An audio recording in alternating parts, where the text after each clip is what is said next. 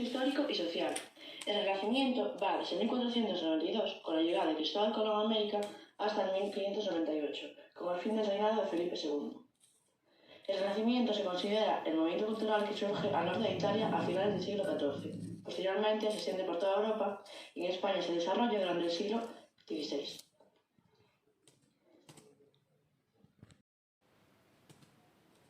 El hecho clave se considera la imprenta. Johannes Gutenberg en 1450 permitió la difusión de la cultura, haciendo que el pueblo aprendiera a leer. También se comenzó a fomentar el intercambio de ideas y el estudio.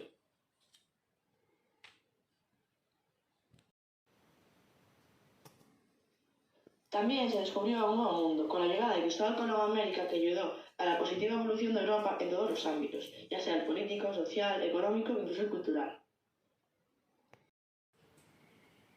La Reforma Protestante. En Alemania, Martín Lutero crea la Reforma Protestante, dividiendo el cristianismo en contra del Papa, entre protestantes y católicos.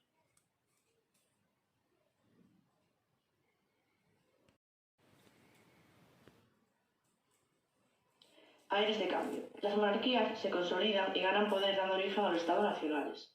Los descubrimientos geográficos y los avances técnicos favorecen a la expansión económica.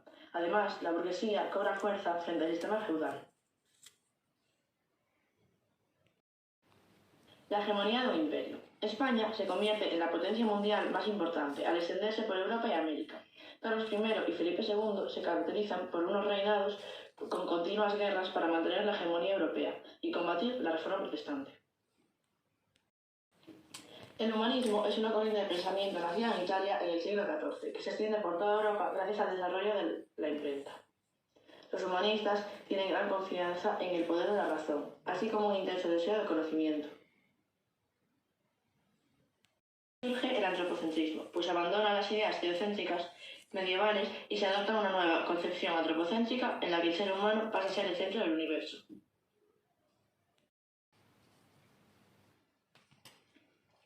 La exaltación de la vida. El mundo se considera un lugar digno de ser disfrutado. También se conoce como carpe diem o aprovecha el momento. La naturaleza se ve como un espacio idílico, locus amoreus, en el que se comparten las pasiones y emociones humanas. El nuevo ideal del cortesano. Como Baltasar del Castiglione nos indica en El cortesano, su obra, el caballero debe ser un hombre de armas y letras. También debe poseer el valor militar, el conocimiento de las humanidades, la capacidad creadora y el don de la palabra. Las lenguas romances. Gramática castellana de Antonio Nebrija fue la primera obra de una lengua romance. Diálogo de la lengua de Juan Valdés defiende la naturalidad expresiva, manifiesta el interés de los humanistas por las lenguas nacionales, dándoles la misma importancia que las clásicas. Vuelta a la antigüedad grecolatina. Se recuperan tendencias propias grecolatinas, volviendo a los principios de armonía y equilibrio. Esta fue la época de artistas como Leonardo da Vinci, Miguel Ángel, Rafael o Tiziano, también de los grandes mecenas que acogían a sus artistas en casa. Como ya sabemos, el Renacimiento se desarrolla en España a lo largo del siglo XVI. Pues ahora hablaremos de la lírica renacentista española. A comienzos de este nuevo siglo, las formas y metros que abundaban a finales de la Edad Media en la poesía española la seguían dominando. A pesar de ello, en el segundo cuarto de siglo podemos observar cómo aterriza el humanismo renacentista y con él las formas poéticas o incluso los temas triunfantes en Italia.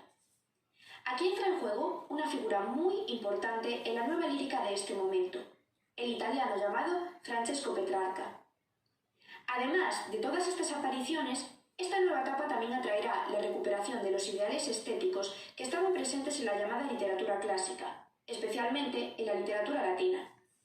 Influenciada por la literatura italiana y clásica, la poesía española obtendrá una renovación en los temas, en las formas y en los géneros poéticos.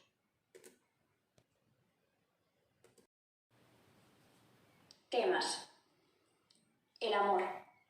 El amor se concebirá como un proceso psicológico experimentado por el poeta, en el que existirá una idealización de la persona amada por éste. La mitología. Nos encontraremos con numerosas historias y personajes mitológicos, en mayor medida de la antigüedad grecolatina. La naturaleza. Se mostrará como modelo de belleza y manifestación de armonía, relacionada relacionada en numerosas ocasiones con el estado anímico del poeta. Aparecerá también personificada, por lo que el poeta se dirigirá a ella para expresar sus más íntimos sentimientos. Tópicos literarios. Carpe diem.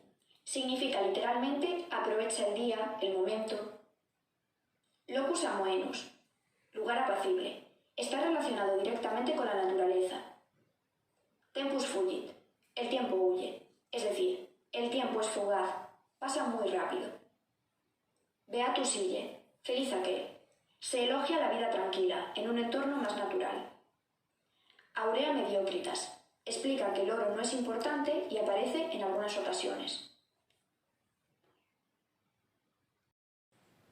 Formas métricas. Los grandes introductores de las formas métricas procedentes de Italia en la poesía española son Juan Boscán y Garcilaso de la Vega. Veremos cómo se adoptan versos endecasílabos y heptasílabos en mayor medida, para componer diferentes estrofas y poemas.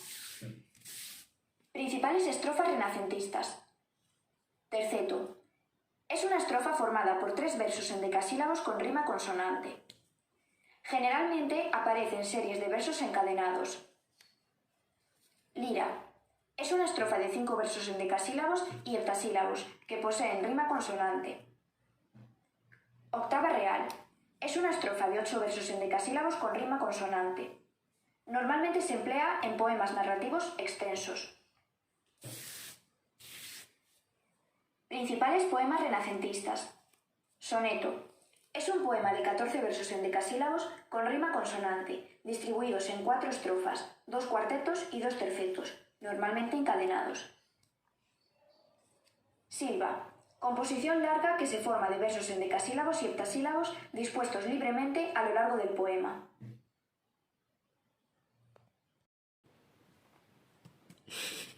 Géneros poéticos.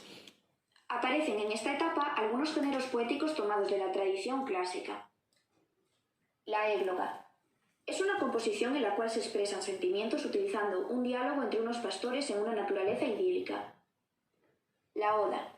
Es una composición poética en la cual se recoge una reflexión filosófica y moral. Contiene un tono elevado. Un ejemplo es la oda a la vida retirada. La epístola. Es una composición que permite la expresión de temas tanto domésticos como familiares. Se puede dirigir hacia un destinatario real o ficticio y por lo general se escribe en tercetos encadenados. Para entendernos, podríamos decir que es una especie de carta del Renacimiento. La canción es un poema de tono exclamativo, empleado para el lamento amoroso. Fue un género utilizado ya en la lírica medieval, perfeccionado durante esta época por Francesco Petrarca. Garcilaso de la Vega. Garcilaso de la Vega nace en 1501 y muere en el 1536. Representa el ideal cortesano de la época, pues como ya sabemos, es un hombre de armas y de letras, es decir, un poeta soldado, que además tiene origen noble. Estuvo al servicio de Carlos I y defendió sus intereses en numerosas batallas, hasta la última en la que participó, en la cual falleció mientras asaltaba la fortaleza.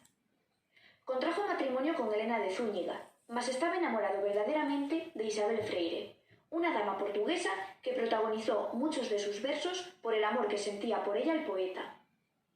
Resultó ser un amor no correspondido y trágico, pues ella murió siendo joven mientras estaba de parto. Como rasgos principales que utiliza Garcilaso en sus composiciones, destacamos la cuidada selección léxica y la gran expresión de los sentimientos. Su obra poética no es de gran extensión.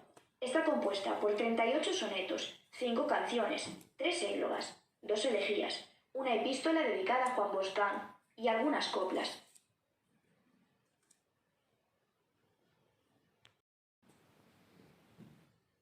Los sonetos. El tema principal de los sonetos garcilasianos es el amor no correspondido. Estos poemas tienen gran influencia del cancionero de Petrarca. Lo que se muestra en estas obras es el conflicto que tiene el poeta ante la ausencia, el desinterés, el olvido y el rechazo por parte de su amada. Emplea un tono melancólico y desesperado, además de diversos juegos de ingenio verbal y gran número de metáforas. Las églogas. Una de las obras más importantes de Garcilaso son sus 3 églogas, en las cuales expresa su dolor en boca de unos pastores. Égloga primera. 2 pastores expresan su dolor. Salicio se lamenta por el rechazo que le ofrece Galatea, y Nemoroso llora apenado la muerte de Lisa. Detrás de estos llantos y quejas se esconde el amor del poeta en 2 momentos de su vida. Está escrita en estancias, un tipo de composición libre que contiene un número de versos indefinido. La única condición para estos versos es que sean endecasílabos y heptasílabos con rima consonante. Égloga segunda. Un nuevo pastor, Albano, representa al duque de Alba o a su hermano, expresando su amor por Camila. El poema se podría decir que es una alabanza de la casa de Alba. Égloga tercera. Garcilaso evoca la muerte de Isabel Freire, con un contexto de historias amorosas y mitológicas como por ejemplo la de Apolo y Dafne.